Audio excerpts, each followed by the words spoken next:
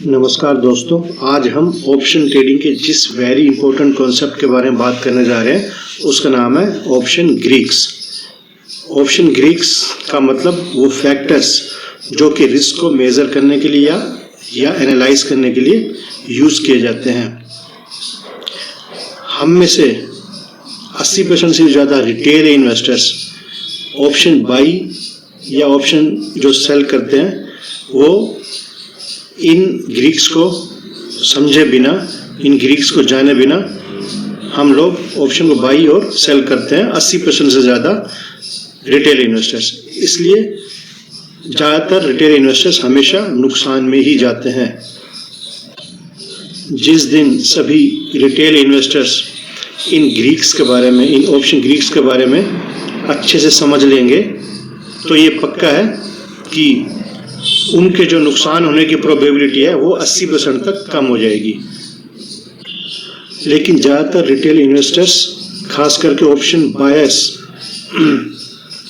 वो सस्ते के चक्कर में out of the money options को बाई कर लेते हैं, और रिटेल सेलर्स जो होते हैं, जो ऑप्शन को सेल करते हैं, रिटेल सेलर्स, वो प्रीमियम के चक्कर में ऑप्शंस को सेल करते हैं। इनमें से ज़्यादातर को ऑप्शन ग्रीक्स के बारे में बिल्कुल भी नहीं पता होता। तो ऑप्शन ग्रीक्स के बारे में सबके लिए जानना बहुत ज़रूरी होता है, और इनके बारे में अच्छे से प्रैक्टिकल एक्सपीरियंस लेकर ही, अच्छे तरीके से सोच समझ के ही हमें ऑप्शन ट्रेडिंग के अंदर अपना हाथ डालना चाहिए। बहुत से ऑप्शन ट्रेडर्स को तो ये भी नहीं पता होता कि at the money, in the money, out of the money क्या होता है। वो सिर्फ सस्ता और महंगा प्रीमियम देख करके ही डिसीजन लेते हैं। तो अगर आप भी at the money, in the money या आउट ऑफ द मनी के बारे में जानना चाहते हैं तो उसके बारे में एक अलग से एक वीडियो हमारा बना हुआ है, उसको ज़रूर देखें, क्योंकि उसको बहुत अच्छे एग्जाम्पल के साथ समझाया गया है। आज हम बात करेंगे ऑप्शन ग्रीक्स के बारे में, जो कि बहुत ही ज़्यादा ज़रूरी फैक्टर्स होते हैं ऑप्शन ट्रेडिंग के अंदर। दोस्तों, ऑप्शन ट्रेडिंग के अंदर हम जब कोई ऑप्शन बाई करते हैं, कोई स्ट्राइक प्राइस को जब हम बाई करते हैं तो हमें फ़ायदा तभी होता है जब वो strike price in the money हो जाता है। अगर वो इन द मनी नहीं होता है और एक्सपायरी के दिन तक वो आउट ऑफ द मनी ही रहता है तो फाइनली आप देखेंगे कि वो सब कुछ ज़ीरो हो जाता है। मतलब जो प्रीमियम का पैसा आपने दिया होता है और एक्सपायरी के दिन तक अगर आपका स्ट्राइक प्राइस, जो स्ट्राइक प्राइस आपने बाई किया है, वो इन द मनी नहीं होता है तो वो प्रीमियम सारा का सारा ज़ीरो हो जाता है। इसके अलावा आप लोगों ने ये भी नोट किया होगा कि जिस दिन हम कोई ऑप्शन बाई करते हैं, अगले दिन सुबह अगर सेम कंडीशन रहती है, मतलब जहाँ पर मार्केट क्लोज हुई थी, अगर हम ये मान के चलते हैं कि सुबह मार्केट उसी पॉइंट पर ओपन हुई है, तो आप देखेंगे कि आपने जो ऑप्शन बाई किया था उसका प्रीमियम अपना आप कम हो रहा होता है, कम हो चुका होता है। हम लोग ये नहीं समझते कि ऑप्शन में वो जो प्राइस अपना आप कैसे कम हो गया। तो हमें ये जानना जरूरी है सब चीज़ें कि ऑप्शन का प्राइस अपना आप की सुबह कम हो जाता है या एक्सपायरी के दिन ये सब ज़ीरो की हो जाता है, या कई बार हम देखते हैं कि आप अगर लोग हैं, तीनों अलग अलग स्ट्राइक प्राइस को ऑप्शन बाई करते हैं, तो आप ये देखेंगे अगर मार्केट ऊपर की ओर जाना शुरू होती है, हम ये मान के चलते हैं कि 3 लोगों ने कॉल बाई किया है, और मार्केट अगर ऊपर जाना शुरू होती है तो आप ये देखेंगे कि तीनों के जो प्रीमियम है वो सेम पेस से नहीं बढ़ रहे। किसी का प्रीमियम तो फास्ट बढ़ रहा है, किसी का प्रीमियम थोड़ा उससे कम तेज़ी से बढ़ रहा है, और किसी का प्रीमियम तो बिल्कुल ही नहीं बढ़ रहा। तो ये सब चीज़ें हमें पता होनी चाहिए कि 3 बंदों ने अलग अलग प्रीमियम ऑप्शन बाई किया है, तो जब हमारे फेवर में मार्केट जा रही है तो मुझे एक को ज़्यादा फायदा हो रहा है, एक को कम हो रहा है, एक को बहुत ही कम हो रहा है, या अपने आप ही जब सब कुछ सेम है तो अगले दिन प्रीमियम क्यों कम हो गया, या एक्सपायरी के दिन हमारा प्रीमियम क्यों ज़ीरो हो गया। ये सब चीज़ें हमें नहीं पता होती है। हम लोग सिर्फ आँख बंद करके ऑप्शन को बाई कर लेते हैं, और अल्टीमेटली 80% लोग नुकसान में चले जाते हैं। अगर हमें पहले से इन सब चीज़ों को पता होगा तो हम सही टाइम पे डिसीजन ले करके एग्जिट कर सकते हैं और अपने नुकसान को बहुत हद तक कम होने से बचा सकते हैं। ये हमारे सामने एक निफ्टी 50 ऑप्शन चेन है। एक हल्का सा रिवीजन कर लेते हैं ऑप्शन चेन में हम लोग कैसे देखते हैं डेटा को। ये निफ्टी 50 अभी 19,047 पे बंद हुई है, तो इसके पास का जो भी स्ट्राइक प्राइस है वो एट द मनी हो गया। इसके अंदर के जो भी स्ट्राइक प्राइस मतलब 19,047 से नीचे वाले जितने स्ट्राइक प्राइस है वो इन द मनी होते हैं, और 19,047 से ऊपर के जितने स्ट्राइक प्राइस है वो सारे आउट ऑफ द मनी होते हैं। सेम इसका उल्टा पुट साइड में हो जाता है। पुट साइड में जितने भी ये वैल्यूज आ रही है ये हमारी आउट ऑफ द मनी हो गई, और ये जो हमारी वैल्यू आ रही है ये हमारी इन द मनी हो गई। ये तो लगभग आप सबको पता ही होगा कि ऑप्शन चेन के अंदर हम किस तरीके से देखते हैं। अगर आपको नहीं पता इन सब चीज़ों को तो आप हमारे वीडियो में ये जाके देख सकते हैं। ये एक बड़ा ही सिंपल कॉन्सेप्ट है जो आपको जस्ट रिवीजन के पर्पज से दिखाया जा रहा है।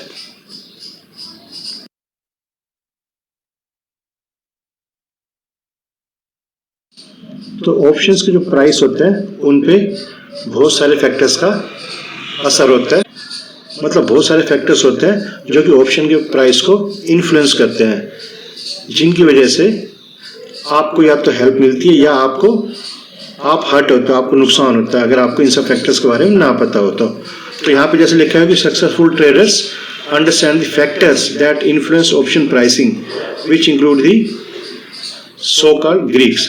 तो सक्सेसफुल ट्रेडर्स को उन सभी फैक्टर्स के बारे में पता होता है जो कि ऑप्शन के प्राइस को प्रभावित करते हैं, प्रभाव डालते हैं, जिन पे इन्फ्लुएंस करते हैं। इन्हीं फैक्टर्स को हम लोग ग्रीक्स बोलते हैं। तो जो अलग अलग फैक्टर्स होते हैं जो कि ऑप्शंस के प्राइस पे असर डालते हैं वो होता है टाइम डीके, डेली बेसिस पे जो भी हमारा टाइम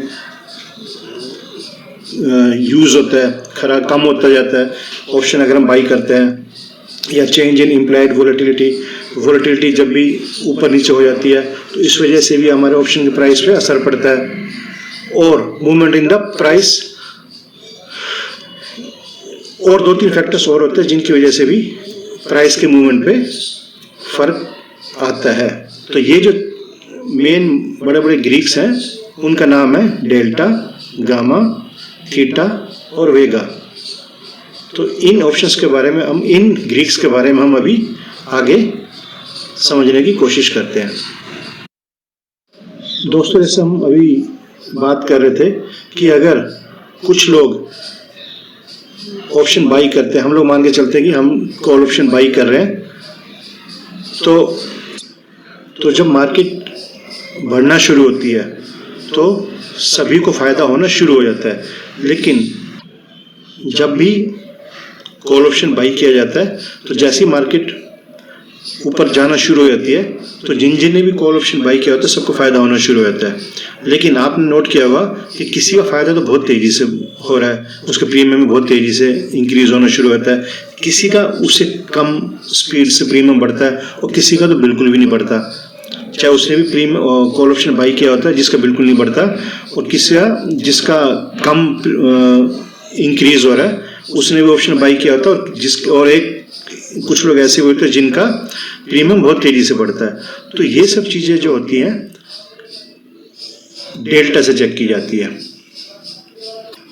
तो हमें ऑप्शन बाई करने से पहले पता होना चाहिए कि जो स्ट्राइक प्राइस हम लोग ले रहे हैं उसकी डेल्टा वैल्यू कितनी है। मतलब अगर 1 पॉइंट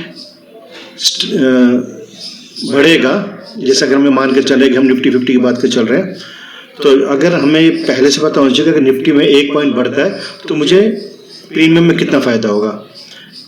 तो ये सब हमें पहले से पता होना चाहिए। तो इस चीज को देखने के लिए हम लोग डेल्टा वैल्यू चेक करते हैं। मतलब हमें जब भी कॉल ऑप्शन बाई करना है तो हमें हमेशा डेल्टा वैल्यू चेक करनी चाहिए कि हम पैसा तो लगा रहे हैं लेकिन हमारा पैसा कितना बढ़ेगा अगर निफ्टी ऊपर की ओर जाता है तो ये सब चीजें देखने के लिए डेल्टा वैल्यू चेक की जाती है। तो इस ऑप्शन चेन में हम लोग देख रहे हैं कि 19,050 हमारा एट द मनी है। तो इस at the money strike price की डेल्टा वैल्यू 53 पैसे आ रही है। बिल्कुल लेफ्ट साइड में आप देखिए 53 पैसे, 53 हाँ ये 53 पैसे ही है जो कि आपको रिफ्लेक्ट हो रहा है। 53 पैसा इस स्ट्राइक प्राइस को खरीदने पे हमारे को डेल्टा वैल्यू मिल रही है। तो जैसे ही निफ्टी 1 पैसा एक पॉइंट बढ़ेगी तो हमारा प्रीमियम में 53 पैसे का मूवमेंट हो जाएगा, फायदा में हो जाएगा। ऐसे अगर हम आउट ऑफ द मनी चलते हैं 19,100 स्ट्राइक प्राइस को देख रहे हैं, यहाँ पे हमारे को डेल्टा वैल्यू 50 पैसे की नजर आ रही है। मतलब जैसे ही आपका निफ्टी 1 पॉइंट बढ़ेगा तो हमारे को 50 पैसे का फायदा हो जाएगा। ऐसे हम जितना आउट ऑफ द मनी चलते जाएंगे ये डेल्टा वैल्यू कम होती जाएगी। जैसे लास्ट में आप देखिए 19,250 पे डेल्टा वैल्यू 40 पैसे की आ रही है। तो जैसे जैसे निफ्टी का मूवमेंट 19,047 से लेके ऊपर की ओर बढ़ना शुरू हो जाएगा तो हमारे को अलग अलग स्ट्राइक प्राइस पे अलग अलग तरीके से फायदा होगा। तो हमें कितना फायदा होगा ये हम डेल्टा वैल्यू से पहले से पता कर सकते हैं। हमें आंख बंद करके सिर्फ ये नहीं देखना चाहिए कि सस्ता है। जितने ज़्यादा deep out of the money होते जाते हैं उतने ज़्यादा सस्ते प्रीमियम होते जाते हैं, लेकिन हमें उनकी डेल्टा वैल्यू जरूर चेक करनी चाहिए क्योंकि डेल्टा वैल्यू उनकी ना के बराबर होती है। तो जब तक वहाँ तक जाने की तो उम्मीद बहुत कम होती है तो अल्टीमेटली हमारा प्रीमियम ज़ीरो हो जाता है, क्योंकि हम लोग सस्ते प्रीमियम के चक्कर में आउट ऑफ द मनी या deep out of the money option को बाई कर लेते हैं। हमें ये तो पता होता नहीं कि हमारी प्राइस में मूवमेंट कितनी होगी।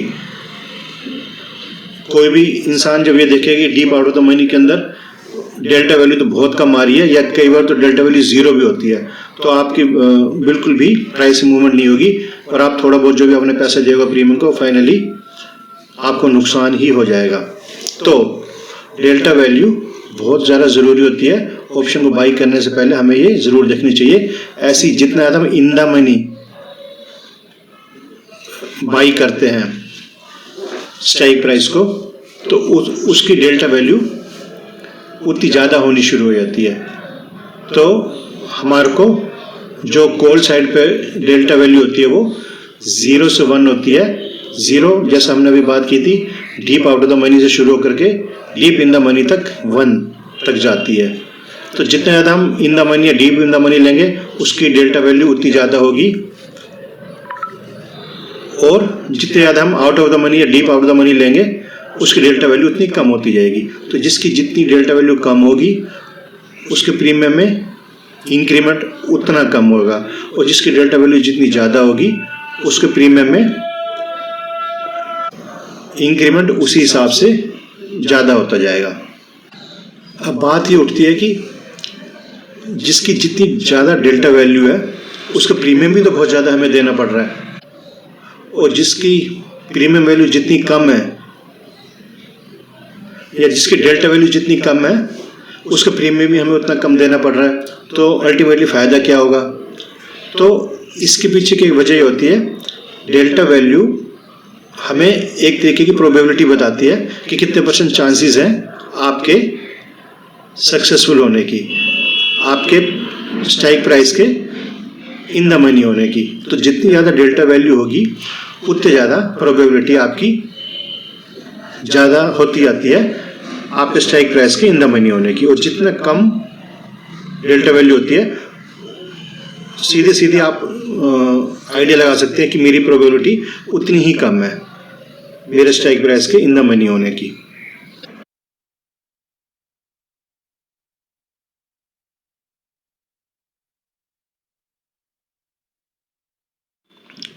अब इस एग्जांपल में हम लोग इन द मनी की डेल्टा वैल्यू चेक करते हैं। जैसे जैसे इन द मनी होता जाता है उसकी डेल्टा वैल्यू उतनी ही ज़्यादा होनी शुरू हो जाती है, मतलब प्रोबेबिलिटी उतनी ज़्यादा बढ़ जाती है उस ट्रेड के सक्सेसफुल होने की। इस एग्जांपल में हम देख रहे हैं जैसे 19,050 तो हमारा एट द मनी है, 19,000 हमारा इन द मनी हो गया, 18,950 और इन द मनी हो गया, और 18,850 तक डीप इन द मनी हो गया। तो इनकी वैल्यू बढ़ती जा रही है। मतलब 1 पॉइंट अगर निफ्टी का बढ़ेगा तो इतना ज़्यादा पैसा हमारे प्रीमियम में बढ़ने शुरू हो जाएंगे। समझ लो इतनी ज़्यादा प्रोबेबिलिटी हमारे ट्रेड के सक्सेसफुल होने की है इन द मनी के केस में। तो सेम डेल्टा वैल्यू पुट के लिए भी वर्क करती है। जितना ज़्यादा इन द मनी होता जाएगा उतना ज़्यादा हमारा ट्रेड सक्सेसफुल होने की प्रोबेबिलिटी बढ़ जाएगी, और जितने ज़्यादा पुट में आउट ऑफ द मनी होगा उतनी ज़्यादा प्रोबेबिलिटी कम हो जाती है उस ट्रेड के सक्सेसफुल होने की। बस फ़र्क कितना होता है पुट के केस में कि कॉल के केस में तो ये 0 से 1 होता है, मतलब जितने ज़्यादा आउट ऑफ द मनी होगा वो 0 और जितने ज़्यादा इन द मनी होता जाएगा 1। पुट के केस में उल्टा हो जाता है, क्योंकि पुट के केस में ऑप्शन चेन भी जहाँ हमारी कॉल में इन द मनी होती है वो आउट ऑफ द मनी होती है, जो कॉल में आउट ऑफ द मनी होती है इन द मनी होती है, तो वो 0 to 1 हो जाती है। कॉल के केस में 1 to 0, पुट के केस में 0 to 1। अदरवाइज और कुछ खास फर्क नहीं है दोनों के अंदर। तो हमारे को फाइनली डेल्टा वैल्यू की वैल्यू पता होनी चाहिए कोई भी ट्रेड लेने से पहले।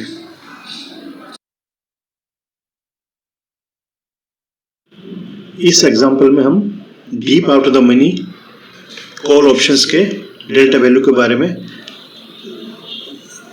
समझने की कोशिश करते हैं। जैसे कि हमें पता होता है कि जितने ज़्यादा आउट ऑफ द मनी होता जाता है ऑप्शन के प्रीमियम उतने ही सस्ते होते जाते हैं। अक्सर ऑप्शन बायर यही गलती करते हैं, वो सस्ते deep out of the money options को बाई कर लेते हैं कि उनको लगता है कि ये बहुत सस्ता है और मार्केट हमारी तरफ अगर आ गई तो हमें इतने सस्ते में बहुत ज़्यादा फ़ायदा हो जाएगा। लेकिन हम लोग उसकी डेल्टा वैल्यू चेक नहीं करते हैं। अब इस एग्जांपल में देखिए, ये 20,450 स्ट्राइक प्राइस पे, जो कि बहुत ही ज़्यादा आउट ऑफ द मनी है, इसको अगर हम बाई करते हैं तो हमारे सिर्फ 1 रुपये 5 पैसे लग रहे हैं। मतलब अगर निफ्टी 50 का लोड 50 का है तो यहाँ पे सिर्फ 50 रुपये के आसपास ही हमारा खर्चा आ रहा है इसको बाई करने का। लेकिन हम ये ही नहीं देखते कि इसका डेल्टा वैल्यू कितनी है। देखिए यहाँ पे इसका डेल्टा वैल्यू सिर्फ 2 पैसे है। अगर 1 पॉइंट बढ़ेगा तो आपका प्रीमियम में सिर्फ 2 पैसे का इंक्रीज होगा, 2 पैसे का इंक्रीमेंट होगा। और इससे नीचे स्ट्राइक प्राइस को देखिए 20,500 पे, जो हमारे को सिर्फ 1 रुपये 10 पैसे का मिल रहा है, उसकी डेल्टा वैल्यू सिर्फ 1 पैसे है। और अगर हम बहुत नीचे जाते हैं, ये देखिए 20,750 स्ट्राइक प्राइस पे, ये हमें सिर्फ 1 रुपये 10 पैसे का मिल रहा है। मतलब हमारे को एक लोट हमारे को 50-55 रुपये के आसपास का मिल रहा है, उसकी डेल्टा वैल्यू है 0। अगर मार्केट बढ़ेगी भी सही तो भी हमारे प्रीमियम में कोई फ़ायदा नहीं होने वाला। अल्टीमेटली हमने जो 50-55 रुपये दिए हैं वो हमारे 0 हो जाएंगे। और यहाँ ओपन इंटरेस्ट में देखिए 2,17,000 ओपन इंटरेस्ट इस स्ट्राइक प्राइस के भी रखे हुए हैं। मतलब इतने सारे लोगों ने इसके अंदर एंट्री ली है और ऑप्शन सेलर ने ये सेल भी किए हैं। उनको पता है कि इतना पैसा एक बंदा अगर हमारे को 1 रुपये 10 पैसे पर लोट के हिसाब से दे रहा है, मतलब पर लोट के हिसाब से हमारे को 50-55 रुपये जो भी मिल रहे हैं, एक बंदा अगर इतने दे रहा है तो बाकी सब बंदों के हिसाब से हमारे को ऑप्शन सेलर्स को बहुत मोटा फ़ायदा हो जाएगा। उनको पता है कि इसकी डेल्टा वैल्यू 0 है, इससे इनको कोई फ़ायदा नहीं होने वाला। फाइनली ये सारा का सारा पैसा ऑप्शन सेलर की जेब में चला जाता है और ऑप्शन बायर को कुछ भी नहीं मिलता, वो 0 होकर के अपना 1.5 से बाहर हो जाता है। तो आप खुद देख लीजिए कि 20,750 जो कि very deep out of the money है, वो भी लोगों ने बाई किया हुआ है। और ओपन इंटरेस्ट से हमारे को आइडिया है कितने लाख लोग इसको भी लेके बैठे हुए हैं, जबकि उन्होंने ये चेक ही नहीं किया कि इसकी डेल्टा वैल्यू तो 0 है, इसमें कोई फ़ायदा नहीं होने वाला। जैसे जैसे टाइम आगे बढ़ेगा ये अल्टीमेटली जो 1 रुपये 10 पैसे के हिसाब से उसने जो एक बंदे ने जो 50-55 रुपये दिए वो 0 ही हो जाए, उसको फ़ायदा नहीं होने वाला। तो इसलिए बहुत ज़्यादा ज़रूरी हो जाता है आपको डेल्टा वैल्यू को चेक करना। इस 0 डेल्टा वैल्यू के मतलब है कि हमारी प्रोबेबिलिटी 0 है। ये ऑप्शन बायर को शुरू से पता होना चाहिए कि, लेकिन हम लोग डेल्टा वैल्यू को चेक ही नहीं करते। हम लोग सिर्फ सस्ते पे जाते हैं और 80% रिटेल इन्वेस्टर्स जो ऑप्शंस को बाई करते हैं वो फाइनली अपना नुकसान करके ही बाहर हो जाते हैं। अब हम बात करते हैं दूसरे ग्रीक गामा की। अब हम एक एग्जांपल से समझते हैं कि जैसे हमने भी डेल्टा लिया था, मान लो आपने एक स्ट्राइक प्राइस बाई किया है आउट ऑफ द मनी जिसकी डेल्टा वैल्यू 25 पैसे है।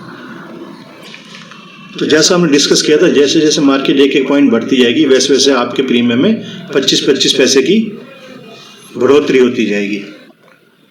लेकिन आप ये नोट करना, जैसी मार्केट अच्छी खासी ऊपर होना शुरू हो जाती है तो जो डेल्टा वैल्यू आपकी 25 पैसे थी वो अचानक से 35 पैसे हो जाती है, 40 पैसे हो जाती है।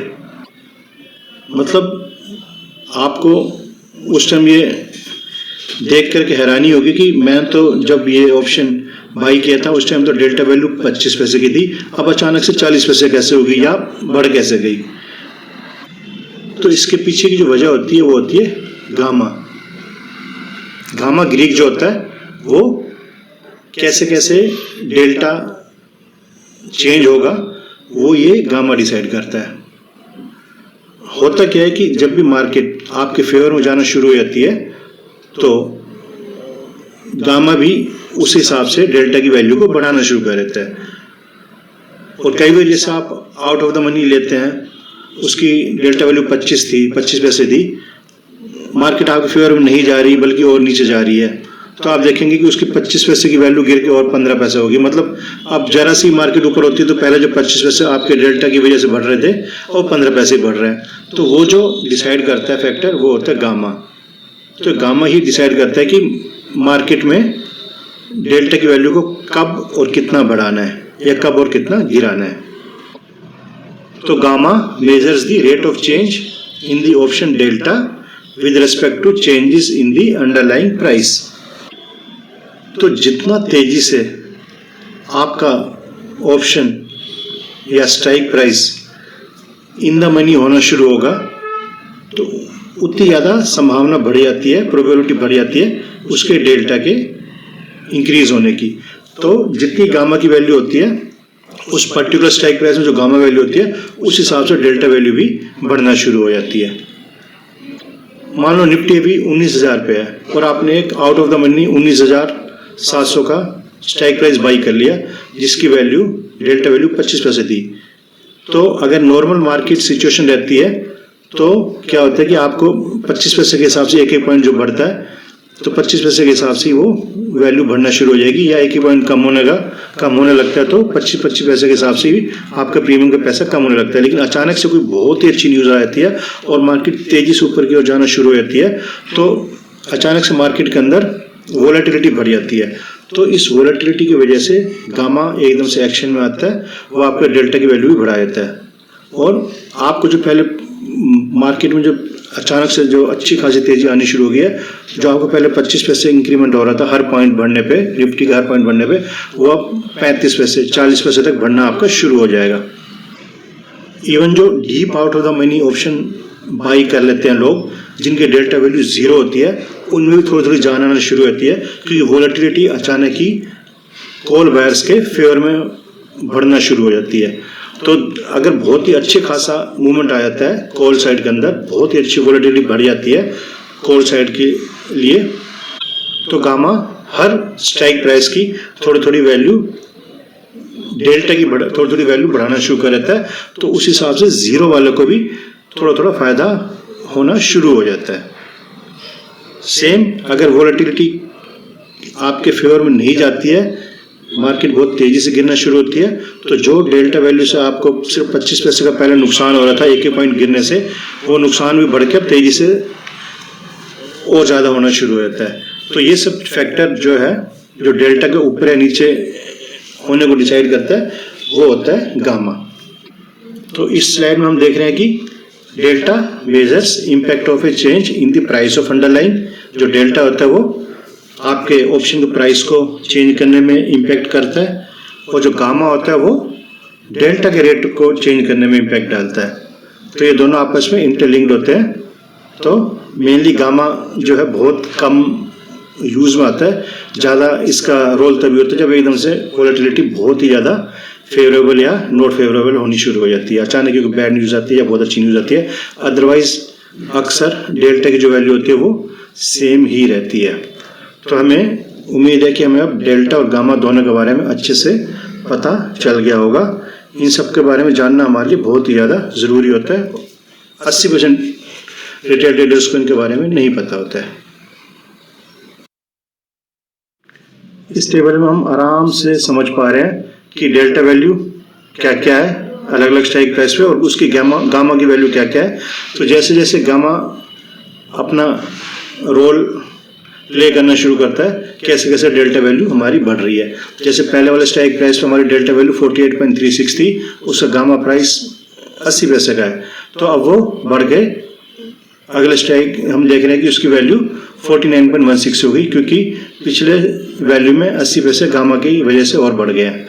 सेम 80 पैसे अगले स्ट्राइक में बढ़ गए हैं। तो ये गामा कैसे कैसे रोल प्ले करता है डेल्टा को बढ़ाने या घटाने में, इस टेबल से हमें साफ साफ समझ आ रहा है। तो गामा डेल्टा को पुश करता है और डेल्टा ऑप्शन के प्रीमियम को पुश करता है। ये रोल होता है इन सब का आपस के अंदर।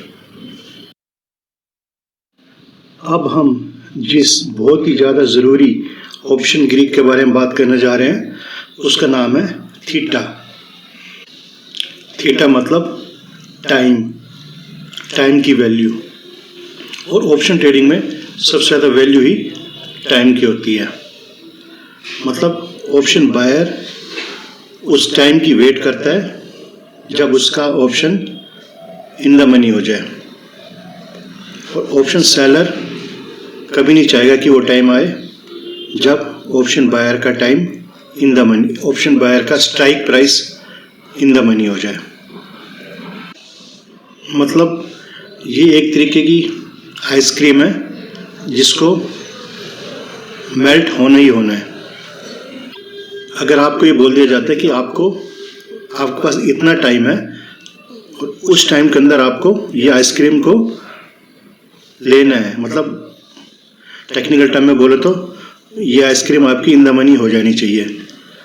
अब जितना ज़्यादा डिले होता जाएगा उतने तेज़ी से आपकी आइसक्रीम भी मेल्ट होनी शुरू हो जाती है। जैसे ही आप अपना ऑप्शन बाई करते हो आपका प्रीमियम मेल्ट होना शुरू हो जाता है। जैसे मान लो आपने एक हफ्ते का टाइम लिया कि मेरा ये सोचकर कि मेरा strike price in the money हो जाएगा और आपने out of the money by किया है, तो आप देखेंगे डेली बेसिस पे आपके प्रीमियम की वैल्यू ऑटोमेटिकली कम होती जाती है। अगर सब सिचुएशन हम ये मान के चल रहे हैं सेम रहती है तो आप देखेंगे कि डेली बेसिस पे जब आप सुबह उठते हैं तो आपका प्रीमियम कम हो जाता है, और जैसे जैसे एक्सपायरी की डेट नज़दीक आती है अगर आपका strike price in the money नहीं हुआ है तो आपका प्रीमियम फाइनली ज़ीरो हो जाता है। तो जो भी प्रीमियम में डेली बेसिस पे कमी आती है और लास्ट में जो ज़ीरो हो जाता है वो सारा अमाउंट सेलर की जेब में चला जाता है। तो सेलर कभी भी नहीं चाहेगा कि आपका strike price in the money हो। मतलब अगर आपको, जैसे हमने एग्जांपल आइसक्रीम का लिया था, अगर आपके पास 1 घंटे का टाइम आपको दिया गया कि आपको आइसक्रीम को लेना है, तो जैसे ही आइसक्रीम सामने रखी जाएगी वो मेल्ट होनी शुरू हो जाएगी। अगर आप आइसक्रीम तक 1 घंटे तक नहीं पहुंच पाते हैं, मतलब आपका strike price in the money नहीं हो पाता, तो फाइनली वो आइसक्रीम जाके मेल्ट हो जाती है। मतलब आपका strike price in the money नहीं हुआ तो आपका प्रीमियम भी मेल्ट हो गया, ज़ीरो हो गया। तो ये थीटा जो है सबसे ज़्यादा फेवरेबल होता है सेलर के पॉइंट ऑफ व्यू से, क्योंकि वो लाखों रुपए लगा करके आपको ऑप्शन को सेल करता है सिर्फ प्रीमियम की उम्मीद में कि मुझे सामने बायर का प्रीमियम अपनी जेब में डाल लेना है। तो अक्सर आप देखते होंगे मार्केट के अंदर निफ्टी या बैंक निफ्टी कोई भी है, एक पर्टिकुलर रेंज पकड़ लेती है, उसी रेंज में घूमना शुरू करती है। वो रेंज में इसलिए घुमाया जाता है कि सामने वाले का जितने भी ऑप्शन जिन्होंने लोगों ने बाई किया उनका प्रीमियम मेल्ट होना शुरू हो जाए, फाइनली सबका प्रीमियम ज़ीरो होके ये सब ऑप्शन सेलर की जेब में आ जाए। हाँ, वो बात अलग होती है कि अगर बहुत ही अच्छी न्यूज़ आ जाए या बहुत ही बैड न्यूज़ आ जाए तो वो ये दोनों चीज़ें ऑप्शन बायर के फेवर में काम कर जाती है। तो ऑप्शन बायर के अगर बहुत ही अच्छी न्यूज़ आ जाती है तो ऑप्शन बायर ने जो out of the money strike price by किए होते हैं वो इन द मनी होना शुरू हो जाते हैं। तो वहाँ पर जिन्होंने ऑप्शन सेल किया होता है, कॉल का ऑप्शन सेल किया होता है, उन सेलर को नुकसान होना शुरू होता है। लेकिन ऐसी सिचुएशन बहुत कम आती है, इसलिए बोला जाता है कि ऑप्शन बायर को सिर्फ और सिर्फ तभी ज़्यादा फायदा होता है जब मार्केट एक साइड मूव कर जाए, या ऊपर की ओर या नीचे की ओर।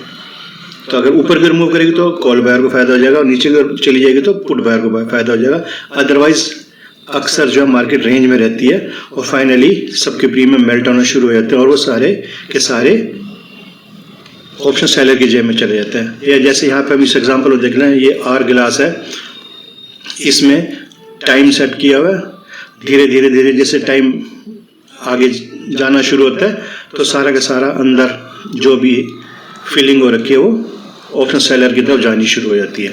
तो थीटा जो है बहुत ज़्यादा ज़रूरी रोल प्ले करता है ऑप्शंस बाय या सेल के अंदर।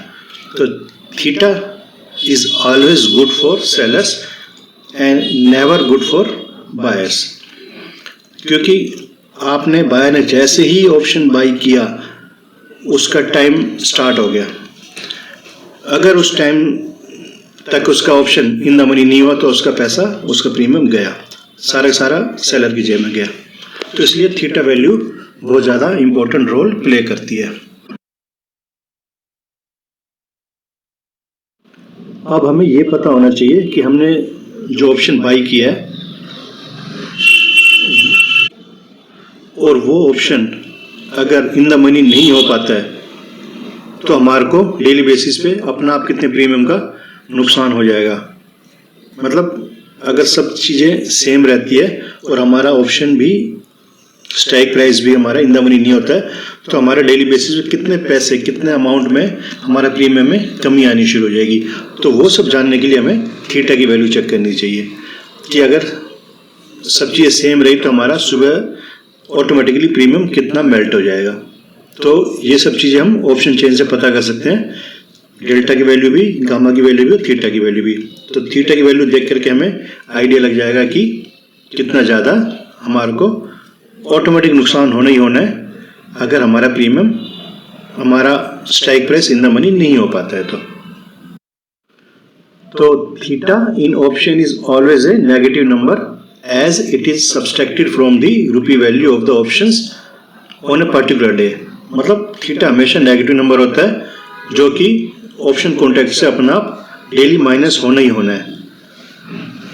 फॉर एग्जांपल अगर किसी स्ट्राइक प्राइस की थीटा वैल्यू अगर -3 है और सब चीज़ें बाकी सब चीज़ें अगर कांस्टेंट रहती हैं तो ऑप्शन वैल्यू अपने आप हर दिन 3 पॉइंट से कम होता जाएगा।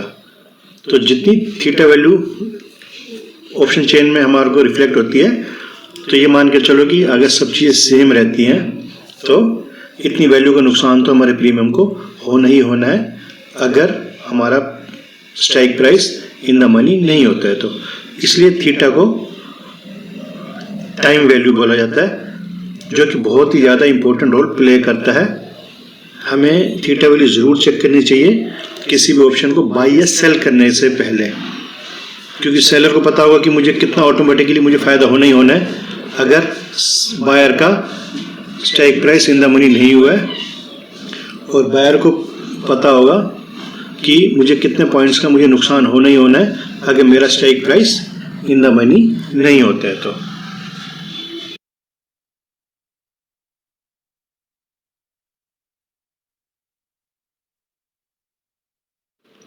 तो थीटा और टाइम डीके हमें ये बताता है कि किस रेट पे ऑप्शन अपनी वैल्यू को लूज करेगा या करता जाएगा जैसे जैसे टाइम पास होता जाएगा।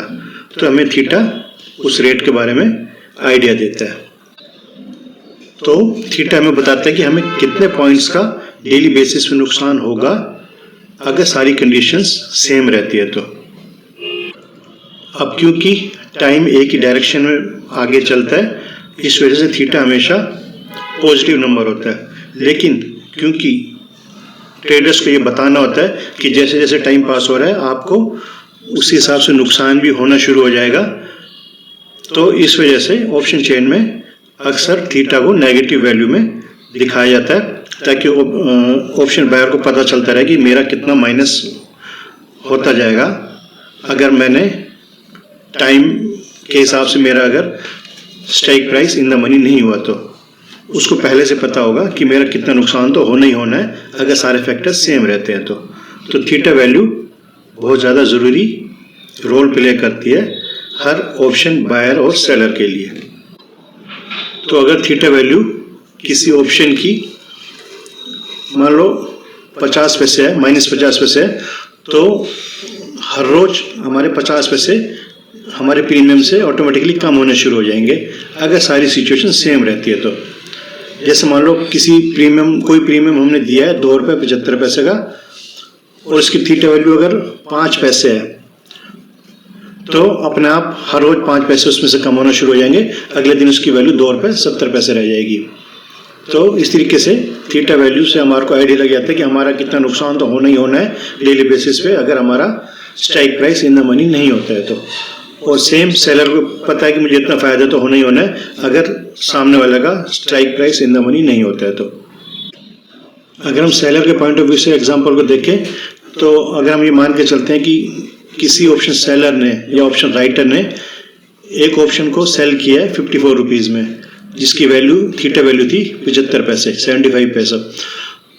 तो अगर सब चीज़ें सेम रहती है तो हर रोज के हिसाब से वो 75 पैसे जो ऑप्शन बायर के प्रीमियम से कम होंगे वो 75 पैसे ऑटोमेटिकली सेलर के पास ट्रांसफर होना शुरू हो जाते हैं। और एक्सपायरी के दिन तक अगर बायर का इन द मनी नहीं हो पाता है स्ट्राइक प्राइस तो सारे अमाउंट प्रीमियम जो है वो सारे सेलर ले लेता है।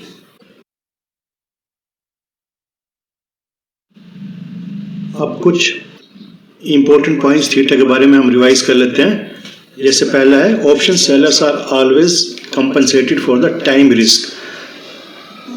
मतलब ऑप्शन सेलर जब भी किसी ऑप्शन को सेल करता है तो उसको सबसे बड़ा जो रिस्क रहता है वो यही होता है टाइम का, कि कहीं टाइम के अंदर बायर का strike price in the money ना हो जाए। क्योंकि अगर strike price in the money हो गया बायर का तो सेलर को बहुत मोटा नुकसान होना शुरू हो जाता है। तो इस वजह से इस टाइम रिस्क की वजह से ही सेलर को हमेशा कंपनसेशन दिया जाता है जो कि थीटा वैल्यू होती है, जो कि उसको डेली बेसिस पे मिलना शुरू हो जाती है।